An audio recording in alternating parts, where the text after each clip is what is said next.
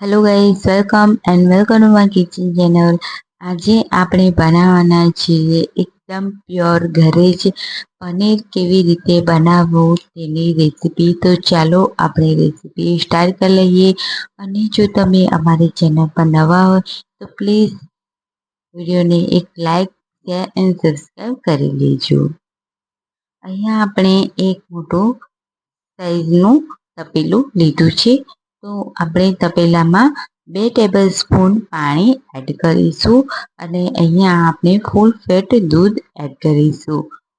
આપણે ફૂલ ફેટ દૂધ જ લેવાનું છે પનીર બનાવવા માટે। બિલકુલ પણ પાણી તેમાં વધારે ઉપયોગ નહીં કરીએ। આપણે જે પાણી એડ કર્યું છે તે આપણું દૂધ છે તે ગરમ થાય ત્યારે નીચેથી બિલકુલ પણ ચીપકી ના જાય તેના માટે આપણે લીધું છે।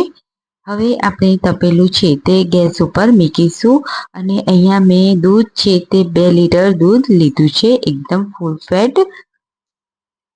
હવે આપણે આ રીતે ફેરવતા રહીશું કળચીથી અને દૂધ છે તે એકદમ સરસ એવું ગરમ થવા લાગ્યું છે। તમે દૂધને ફાડવા માટે વિનેગર અથવા તો લીંબુનો ઉપયોગ કરી શકો છો। અહીંયા હું લીંબુનો ઉપયોગ નથી કરી રહી, આપણે વિનેગર એડ કરીશું। તો અહીંયા ગ્લાસમાં 1.5 ચમચી વિનેગર એડ કરી દીધું છે। હવે તેમાં આપણે પાણી એડ કરીશું। તો 1 ગ્લાસ ભરીને આપણે વિનેગર આ રીતે લઈ લેવાનું છે। ઓનલી વિનેગર નથી લેવાનું, પાણી પણ એડ કરી દેવાનું તેમાં, જેથી જે આપણું દૂધ છે તે એકદમ સરસ રીતે ફાટીને તૈયાર થઈ જશે। હવે આપણે દૂધ છે તેને આ રીતે હલાવતા રહીશું અને થોડું થોડું વિનેગર આપણે એડ કરતા જઈશું। તમે જોઈ શકો છો આપણે 2 ટેબલસ્પૂન એડ કર્યું એટલે દૂધ છે તે એકદમ સરસ એવું ફાટવા લાગ્યું છે। તો આ રીતે એકસાથે આપણે એડ નહીં કરીએ, થોડું થોડું એડ કરવાનું અને દૂધ છે તેને આ રીતે ફાડી લેવાનું। દૂધનો એકદમ કલર પાણી છે તે એકદમ ગ્રીન ના થઈ જાય ત્યાં સુધી તેને આ રીતે ફાડી લેવાનું। અને તમે જોઈ શકો છો એકદમ સરસ એવું પનીર છૂટું પડી ગયું અને એકદમ ગ્રીન કલર પાણી થઈ ગયું। આપણે ગેસ ઓફ કરી દેવાનો, વિનેગર એડ કરીએ ત્યારે આપણે ગેસને ઓફ કરી દેવાનો છે। હવે આપણે પનીર છે તેને આ રીતે જારે ટોપલીમાં આ રીતે કાઢી લીધું છે અને જે આ પાણી છે તેને આપણે ફેંકી નથી દેવાનું। તેના માટે સૂપ તમે બનાવી શકો, ગ્રેવી, લોટમાં યુઝ કરવા માટે યુઝ કરી શકાય છે। પાણી બહુ સરસ એવું પાણી હોય છે। હવે આપણે પનીર ઉપર થોડું ઠંડુ ઠંડુ પાણી એડ કરી દઈશું, જેથી તેની કુકિંગ પ્રોસેસ છે તે રોકાઈ જાય। અને આ રીતે રૂમાલમાં આપણે પનીરને એડ કરી દઈશું અને જે એક્સ્ટ્રા પાણી છે તે આ રીતે નીકળી જશે। હવે આપણે તેની પર ભારે આપણે વસ્તુ મૂકીશું। તો જે પાણી હતું તેની જ તપેલી હું મૂકવાની છું। તો આ રીતે ડીશ મૂકીશું અને આ રીતે તપેલી મૂકી દઈશું, જેથી જે આપણું પનીર છે તે સેટ થઈ જાય।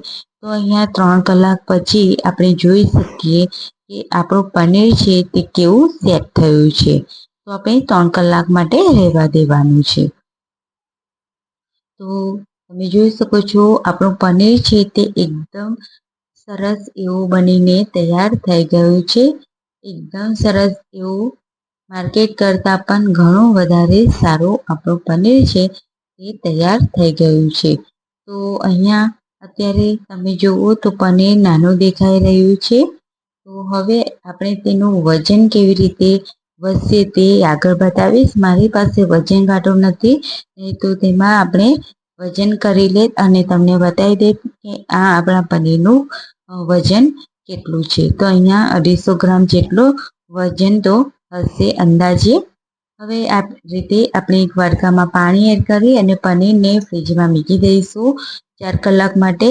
અને 4 કલાક પછી તમે જોઈ શકો છો પનીર પહેલાં કરતાં પણ એકદમ સરસ એવું વધારે વજનમાં વજનદાર લાગી રહ્યું છે અને એકદમ સોફ્ટ એવું પનીર તૈયાર થઈ ગયું છે। તો છે ને એકદમ ઇઝી ટ્રીક અને એકદમ ઘરે જ આપણે બનાવી શકીએ એકદમ સુપર સોફ્ટ પનીર ઘરે જ બનાવીને તૈયાર કરી શકીશું. તો બહુ જ મસ્ત પનીર આપણું રેડી થઈ ગયું છે. કટ કરીને બતાવું એનું ટેક્સચર કેવું આવ્યું છે. ઘરે કરતાં પણ બહુ જ મસ્ત. અને અત્યારે તમે જોઈ શકો તો 100 ગ્રામ એમાં વજન વધારે વધી ગયું છે. તો 350 ગ્રામ જેટલું પનીર આપણું બનીને તૈયાર અહીંયા થઈ ગયું છે. વજન કાંટો નથી એટલે હું નથી બતાવી, બટ અંદાજે એટલો છે. તો અહીંયા આપણું પનીર બનીને રેડી થઈ ગયું છે. તો આવી જ રેસીપી સાથે આવતા વિડીયોમાં મળે.